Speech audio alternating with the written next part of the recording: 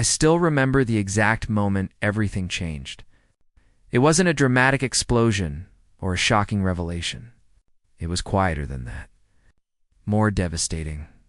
I was standing in the doorway of Romano's, this upscale Italian restaurant downtown where exposed brick meets. Edison bulbs in the pasta cost more than my weekly grocery budget. My palms were sweating against the bottle of wine I'd brought, a $30 Chianti that the guy at the liquor store promised would impress. I'd worn my best blazer, the navy one I saved for job interviews and funerals. My heart was hammering with nervous excitement because tonight was supposed to be special. Tonight, I was finally going to meet Sarah's friends. We'd been dating for 8 months, and in all that time, she'd kept that part of her life mysteriously separate. There was always a reason. They were busy. The timing wasn't right. She wanted to make sure we were serious first. But finally, she'd invited me to this dinner. Her core group, the people she'd known since college, the ones who showed up in all her old photos, but inside jokes I didn't understand, who comprised this golden circle I'd been waiting to enter. I spotted her immediately. Sarah had this way of lighting up a room without even trying. She was at a large table near the back, surrounded by 6 other people, all of them laughing at something someone had just said. The warm glow of candlelight danced across their faces. Wine glasses were already half empty. The energy at that table was magnetic, alive. It's a kind of effortless chemistry that comes from years of shared history. I started walking toward them, already rehearsing my greeting in my head. Something casual but warm. Something that would make them like me immediately. I was maybe 10 feet away when Sarah looked up and saw me. For just a fraction of a second, something flickered across her face. It wasn't the expression I'd expected. It wasn't warmth or excitement or even surprise. It was something else. Something that made my stomach drop. Then she smiled. Too bright. Too fast. She stood up and walked toward me, intercepting me before I reached the table. "Hey," she said, her voice pitched slightly higher than normal. "You made it." "Of course I made it," I said, confused by the greeting. "Are you okay?" "You seem great." She took the wine bottle from my hands, glanced at the label with an expression I couldn't quite read, then looked back at the table. The conversation there had continued without pause. No one was looking our way. Actually, there's been a tiny change of plans. Nothing major. But that table is actually completely full now. Rebecca brought her boyfriend last minute, and Josh invited this girl he's seeing, so it's kind of cramped. I looked past her at the table. There were 8 people seated there, true, but the table could easily fit 10. There were even empty chairs stacked against the nearby wall. "Oh," I said slowly. "Well, couldn't we just—" "But here's what I did," Sarah continued, speaking faster now. "I talked to the hostess, and she set up this really cute table for us right over here." She gestured to a small 2-person table tucked into the corner near the kitchen doors. It was the kind of table restaurants use to fill dead space. The kind where servers rush past you, carrying trays, and you can hear the clatter of dishes being washed. Isn't this better anyway? Now we can actually talk without everyone else being loud and interrupting. I stood there, wineless now, watching her face. She was still smiling, but there was something pleading in her eyes.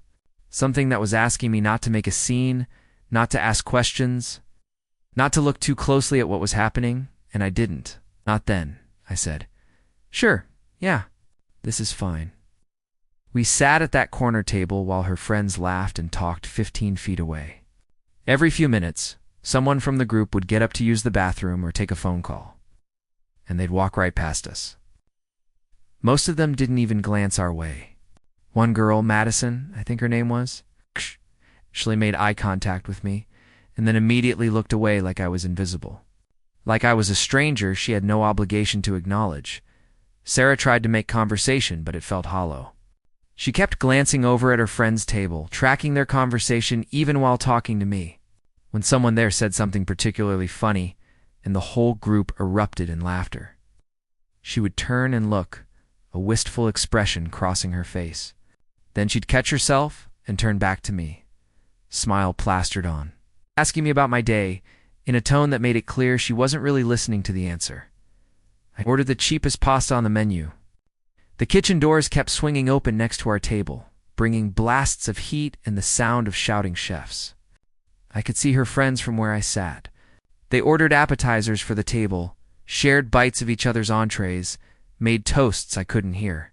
They looked like a family, a complete unit that required no additions. Halfway through the meal, Sarah's phone buzzed. She glanced at it, and her face lit up in a way it hadn't all evening. Oh, they're ordering dessert to share. The tiramisu here is supposed to be incredible. She looked at me, and I could see her doing the mental calculation. Do you mind if I go join them for that part? Just for like 20 minutes? You could come too if you want, maybe pull up a chair? Or no, I said quietly. You go ahead. She hesitated for only a second before standing up. You're the best. I'll make this up to you, I promise. She kissed the top of my head the way you might kiss a child or a petand, walked back to her table. I watched as she slid into a seat that someone immediately made room for. Watched how effortlessly she fit back into that circle. Watched how the conversation seemed to expand, to include her like she'd never left. I sat alone in the corner near the kitchen for another 40 minutes. I paid for both our meals because she'd left her purse at the other table. When she finally came back, flushed and happy, she said, "Thank you so much for being understanding. I knew you'd get it. But I didn't get it. Not then. I would, though. I would understand everything in time." The drive home was quiet. Sarah fell asleep in the passenger seat, a small smile still playing on her lips, probably replaying the evening's jokes and stories. I kept my eyes on the road and my hands at 10 and 2 and tried to push down the feeling that was building in my chest. That hollow, acidic feeling that I would later learn to recognize as the first whisper of something breaking. When I dropped her off at her apartment, she kissed me goodbye and said, "Thanks for tonight. You were really sweet about everything." Then she went inside, and I sat in my car in her parking lot for 20 minutes, staring at nothing, trying to figure out why I felt like I'd just failed a test I hadn't known I was taking. The weeks that followed were a masterclass in subtle erosion. Sarah didn't break up with me. She didn't pull away dramatically. Instead, she did something worse. She kept me at exactly the same distance I'd been at that restaurant, close enough to see her life, never quite close enough to be part of it. There were more group events. I was invited to some of them, always with that same apologetic smile and creative explanation for why I couldn't actually sit with everyone. A birthday dinner where she saved me a seat at the bar, instead of the reserved table because it got complicated with the head count. Weekend trip too. Someone's lake house where I was invited, but she forgot to mention there weren't enough beds. So I ended up sleeping on a couch in the basement while everyone else stayed upstairs. A concert where she got me a ticket, but in a different section because the group tickets had sold out each time. I told myself it wasn't a big deal. Each time, she thanked me for being so understanding, so flexible, so unlike other guys who would make everything about them. And each time, I swallowed the hurt and convinced myself that this was just how relationships worked. You had to be patient. You had to prove yourself. Eventually, the door would open, but it never did. 3 months after the restaurant incident, I met Mark. He was Sarah's ex-boyfriend from college. They dated for 2 years and stayed friends after the breakup, which Sarah had always presented as this mature, healthy thing. "We're better as friends," she'd told me once. Not everyone has to have this dramatic, bitter ending. Mark showed up at a party Sarah threw at her apartment. I wasn't supposed to be there. She'd told me it was just going to be a small thing. Maybe 5 or 6 people. Probably boring. I shouldn't feel obligated. But I'd surprised her by showing up anyway with flowers, thinking I'd be doing something romantic. The apartment was packed. At least 30 people. Music thumping. The kitchen counter covered in bottles of expensive liquor. And there was Mark, standing in the center of the living room, telling a story that had everyone transfixed. He was tall, confident, with the kind of easy charisma that came from always being the most important person in the room, Sarah's face. When she saw me at the door was a storm of emotions. Surprise, annoyance, fear. Then, quickly, that same too bright smile. "You came. I thought you had that thing with your brother tonight." I'd canceled that thing with my brother because she'd sounded sad when she mentioned the party earlier in the week. But I didn't say that. I just held out the flowers and watched her take them the way you'd accept something from a door-to-door salesman. "Let me just put these in water," she said, already turning away. "Make yourself comfortable. Help yourself to drinks." I spent that entire party watching Mark hold court. Watching Sarah laugh at his jokes from across the room. Watching the way everyone seemed to orbit around him naturally, pulled by the gravity of his presence. And I understood, suddenly and completely, what table I was actually sitting at.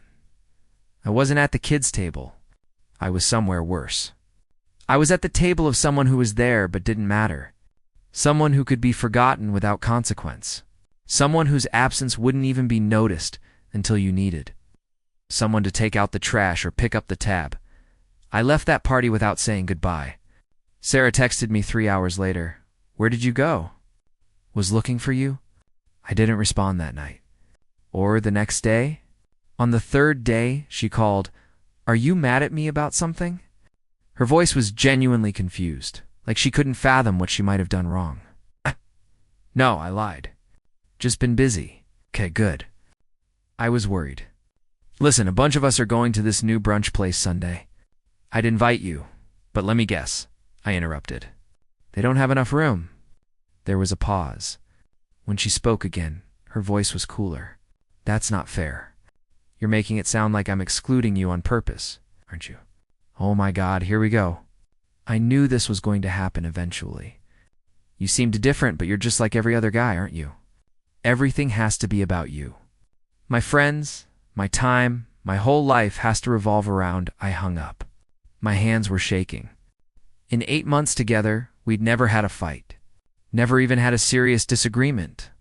Because I'd been so busy being understanding, being flexible, being grateful for whatever scraps of inclusion she threw my way.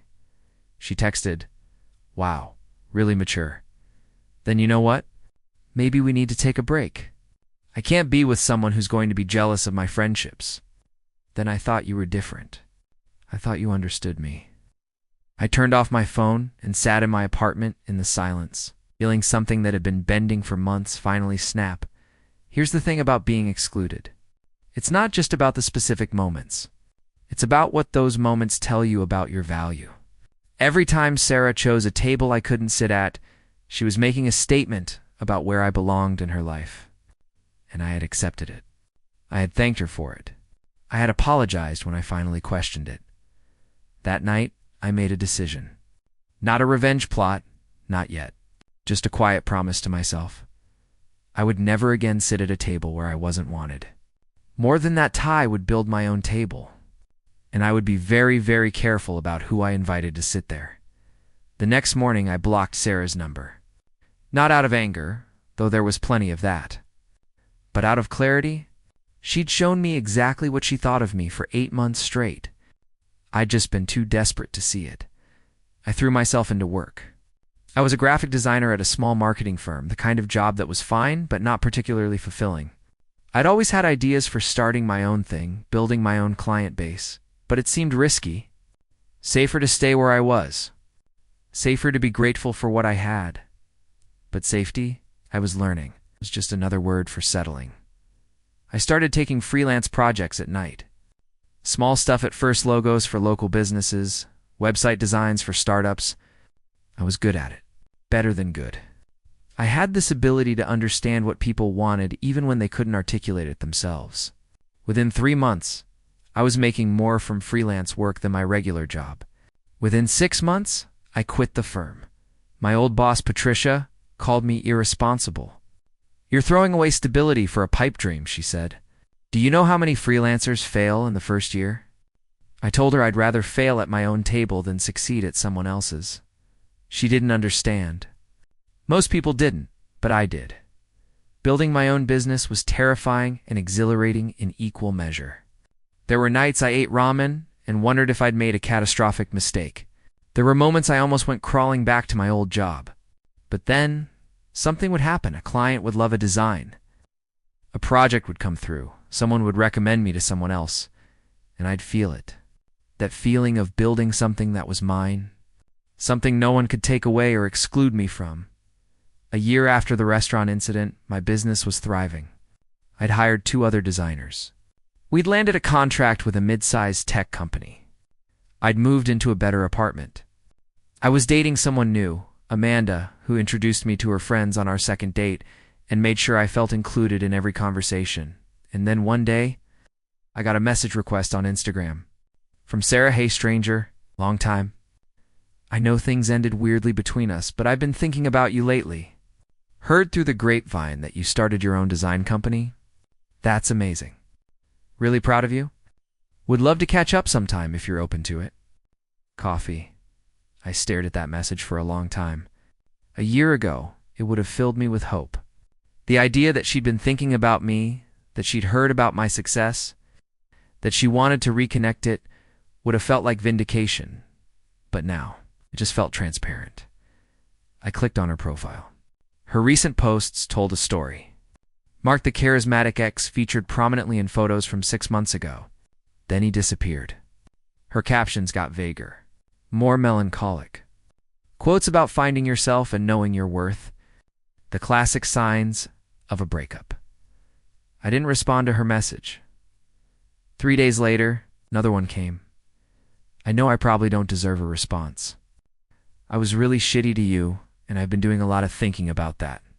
I'm in therapy now, finally lol, and my therapist has me working through past relationships and how I've treated people. You deserved so much better than how I treated you. I'd really like a chance to apologize properly. It was a good apology. Well crafted. The kind that name-checks therapy and personal growth. The kind designed to make you feel like the person has really changed. But I'd learned something important in the past year. Apologies are easy when you need something. The real question is what someone does when they don't need anything from you.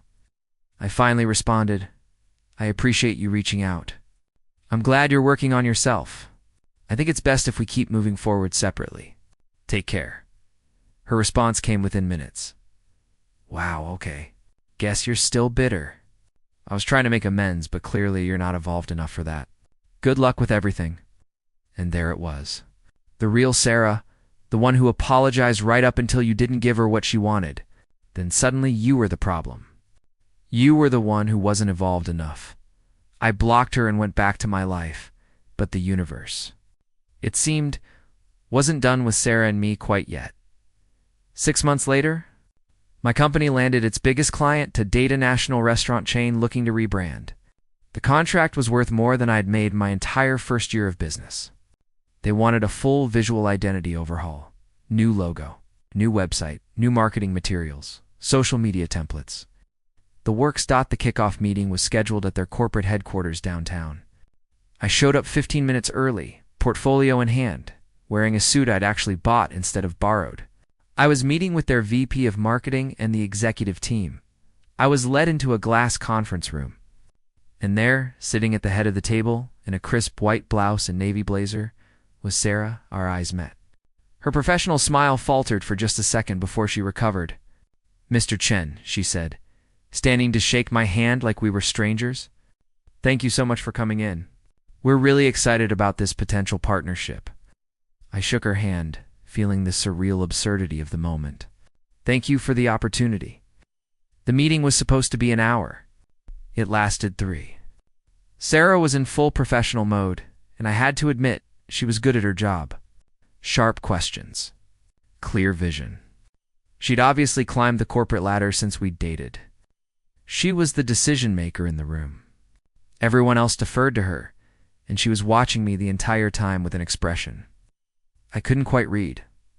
I presented my portfolio. Walked them through my process. Answered every question with the confidence of someone who'd spent the last 18 months building something from nothing. This was my table now. One I'd built myself. At the end of the meeting, Sarah said, "I think we've seen enough. Could you give us the room for a few minutes to discuss?" I stepped outside, waited, checked my phone. Tried not to think about the cosmic joke of Sarah being the person who might hand me my biggest professional win. After 10 minutes, she came out alone. The rest of the team stayed in the conference room. "Can we talk?" she asked quietly. "Privately?" We walked to a small break room down the hall. Sarah closed the door and leaned against it, and for the first time that day, the professional mask slipped. I had no idea you were the designer they were bringing in, she said. This is so awkward. Doesn't have to be, I replied evenly. This is just business, right? Business? She laughed, but there was no humor in it. You've really done well for yourself.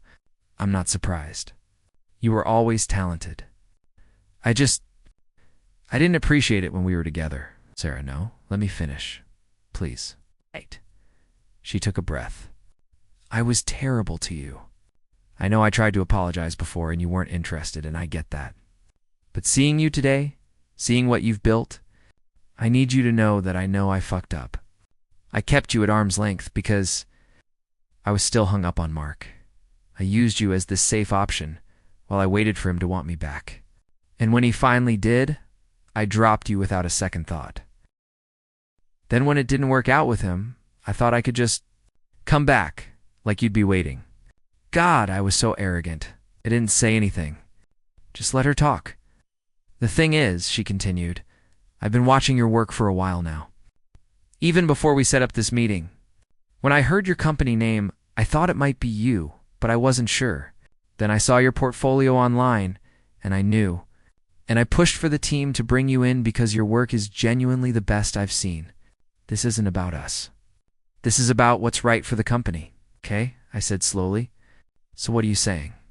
I'm saying the job is yours if you want it. But I need to know if you can work with me professionally without this being weird. Because I'm not going anywhere. This is my company, my project. We'd be working together closely for at least 6 months. I looked at her for the first time since walking into that conference room. She looked older, more polished, but also more tired. There were lines around her eyes that hadn't been there before. The confidence she projected had cracks in it. I can be professional, I said finally. Can you? Yes, she said immediately. Absolutely. This is important to me. The rebrand, it could make my career. I won't let personal history interfere. Then we don't have a problem. She smiled, relieved. Great. Okay, good. I'll let the team know we're moving forward. She started to leave, then turned back. And for what it's worth, I really am sorry. For all of it, I know you are, I said. And I meant it. But sorry didn't change anything. It didn't erase the year I'd spent rebuilding myself. It didn't undo the lesson I'd learned about my own worth. Sorry, it was just a word people said when they finally understood what they'd lost. The project launched the following week. Sarah was professional to a fault. Every email was cordial and clear. Every meeting was focused and productive. She gave good feedback, trusted my vision, and fought for the budget I needed when the CFO tried to cut corners. It should have been perfect. It should have felt like vindication, me succeeding in spite of her, building something she now needed. Sitting at a table she had to ask permission to join. But revenge, I was learning, was more complicated than I'd imagined. About 2 months into the project, we were working late at my studio. The rest of my team had gone home. It was just Sarah and me, going over designs for the new menu layouts. She'd ordered dinner for us Thai food from this place she remembered I'd liked. You remembered? I said when she handed me the container of pad co. Of course I remembered. She said it simply. Like it was obvious, we ate in comfortable silence for a while. Then she said, "Can I ask you something? And you can tell me it's none of my business." Shoot. How did you do it? Go from where you were to this. She gestured around the studio with the exposed brick, the design awards on the shelf, the team photos on the wall. When we broke up, you were so angry. I could feel it even through the screen when you blocked me. But you didn't like Spiral. You didn't become bitter. You just built something. I put down my fork and thought about it. Really thought about it. You know what the worst part was? I said finally. It wasn't that you excluded me. It was that I let you. I sat at that corner table and told myself it was fine. I made excuses for you. I shrunk myself down to fit into whatever space you'd allow me to occupy. And the anger I felt when I finally walked away wasn't really at you. It was at myself. For accepting so little for so long. Sarah was quiet, watching me. So I decided I would never do that again, I continued. I'd never sit at a table where I wasn't wanted. And more than that, I'd build my own table. One where I got to decide who sits and who doesn't, where I got to set the terms. And here we are, she said softly. Me asking for a seat at your table. Here we are, I agreed. Dude, do you ever think about what would have happened if I hadn't been such an idiot? She asked. If I'd introduced you properly to my friends that night, if I'd made space for you instead of keeping you in the margins. Sometimes, I admitted. But then I realized if you'd done that, I probably would have stayed. I'd still be working at that dead-end job, making myself smaller to fit into your world. You excluding me was the best thing that ever happened to me. It forced me to build my own world. She flinched slightly, but nodded. That's fair. That's completely fair. We finished eating, went back to work, and the conversation hung in the air between us like smoke. Present but untouchable. The project concluded successfully 4 months later. The rebrand launched to critical acclaim. The restaurant chain's stock went up. Sarah got promoted to senior VP. My company got written up in several design publications. Everyone won. At the celebration dinner held at Romano's, ironically enough, Sarah made a toast to the team that made this possible, to David Chen and his incredible vision, and to second chances, even when they looked different than we expected. Everyone raised their glasses. I did too. After dinner, as people were filtering out, Sarah approached me one last time. I know this project is over, she said, but I was hoping maybe we could stay in touch. As friends? I know I don't deserve it, but I've really valued working with you these past months. You've reminded me of the kind of person I want to be. I looked at her, really looked at her, and I felt nothing, not anger, not attraction, not vindication, just a quiet sense of completion. I don't think that's a good idea, I said gently. Not because I'm angry or holding a grudge, but because I've learned that some people are chapters, not characters. You were an important chapter, Sarah. You taught me what I wouldn't accept, and I'm grateful for that lesson. But the story I'm writing now doesn't have space for you in it. Her eyes got glassy. She nodded, swallowing hard. I understand. Thank you for being honest. Thank you for the opportunity, I said. Genuinely.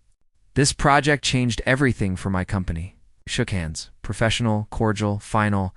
I walked out of Romano's that night and realized I'd come full circle. Back to the place where I'd learned I didn't have a seat at someone else's table. But this time, I was leaving on my own terms. I wasn't relegated to the corner by the kitchen. I wasn't waiting for permission to join the conversation. I was simply done with the meal, satisfied and ready to go. My phone buzzed. A text from Amanda. How did it go? I smiled. Amanda, who'd invited me to Thanksgiving with her family after we'd only been dating 2 months. Amanda, who introduced me as her partner with pride, not hesitation. Amanda, who saved me a seat not out of obligation, but because she couldn't imagine the table without me at it. I texted back. It went perfectly. On my way home. Love you too. I made dessert. Tiramisu. I laughed out loud. The universe had a sense of humor after all. Here's what I learned from all of it. Revenge isn't about making someone suffer for what they did to you. That's just delayed pain, passed back and forth like a toxic gift. Real revenge, the kind that actually heals something, is about becoming someone who would never allow that treatment in the first place. It's about building a life so full, so complete, so genuinely yours that the people who rejected you become irrelevant to your happiness. Sarah didn't choose me for her table, and in doing so, she set me free to build my own. A better one. One with room for people who actually wanted to be there. One where everyone had a seat and a voice and a place. Sometimes the best revenge is simply living well. Not to prove anything to the people who hurt you, but to prove something to yourself, that you were always worthy of a seat. You just needed to build the right table. 6 months after that final dinner at Romano's, my company landed an international client. We were expanding, hiring, growing beyond what I'd ever imagined. I got a LinkedIn message from Mark Sarah's ex, the charismatic guy from the party. He was looking for work. His startup had failed. He'd heard I was hiring designers and wondered if I'd consider him for a position. I looked at his profile, looked at his portfolio. He was good. Really good. Under different circumstances, I would have brought him in for an interview without hesitation, but these weren't different circumstances. I didn't respond with anger. Didn't write a cutting rejection. I simply replied, "Thanks for your interest. We're looking for candidates with a different skill set at the moment. Best of luck with your search." It's professional, brief, final. Because that's the thing about building your own table. You get to decide not just who sits there, but who you let through the door in the first place. And some people, no matter how talented or charismatic, no matter how much they might bring to the table, some people just don't make the cut. Not out of bitterness, not out of revenge, simply out of wisdom. I've learned to trust my instincts about who belongs in my world. And Mark, like Sarah before him, belonged to a chapter I'd already closed. These days, my table is full. My company has 15 employees. We work on projects that matter to us. We treat each other with respect. Nobody gets left in the corner by the kitchen. Amanda and I got engaged last month. We're planning a small wedding. When she asked if there was anyone from my past I wanted to invite, I said no without hesitation. "Are you sure?" she asked. "I know your ex was a big part of your life for a while." "She was," I agreed. "But the person I was when I was with her doesn't exist anymore. That person would have sat at any table just to feel included. The person I am now builds his own tables and invites people who want to be there. That's the only person I want at our wedding." Amanda kissed me. Good answer. Sometimes I still drive past Romano's. The restaurant is still there, still packed on weekend nights. I don't feel anger when I see it. I don't feel sadness. I feel something closer to nostalgia for the person I used to be. It's the one who didn't know his own worth yet. That person taught me everything I needed to know. He sat at that corner table so I would never have to again. And if you're out there reading this, sitting at your own corner table metaphorically, or literally wondering why you're not enough for someone to make room for you, let me tell you something. You are enough. You've always been enough. The table is just wrong. Build your own. Make it exactly what you want it to be. Invite people who celebrate having you there. And if someone who once excluded you comes knocking, asking for a seat, well, that's up to you. Just remember, you're not the same person you were when they pushed you aside. You don't owe them anything. Not anger, not forgiveness, not space at the table you built from nothing. You only owe yourself the truth, that you were always worthy of the best seat in the house. You just had to build the house first, and trust me, the house you build yourself is always better than any room someone else reluctantly lets you into. So if you found this story meaningful, leave a comment below. Tell me about your own corner table moment. Tell me about the table you're building. And if you're still sitting in that corner wondering when things will change, they won't. Not until you stand up and walk away. That's not giving up. That's choosing yourself. And choosing yourself is never the wrong choice. Hit subscribe if you want more stories about turning pain into power, about building something from nothing, about the quiet victories that change everything. Because we're just getting started. There are so many more tables to build, so many more stories to tell. Thanks for listening to mine.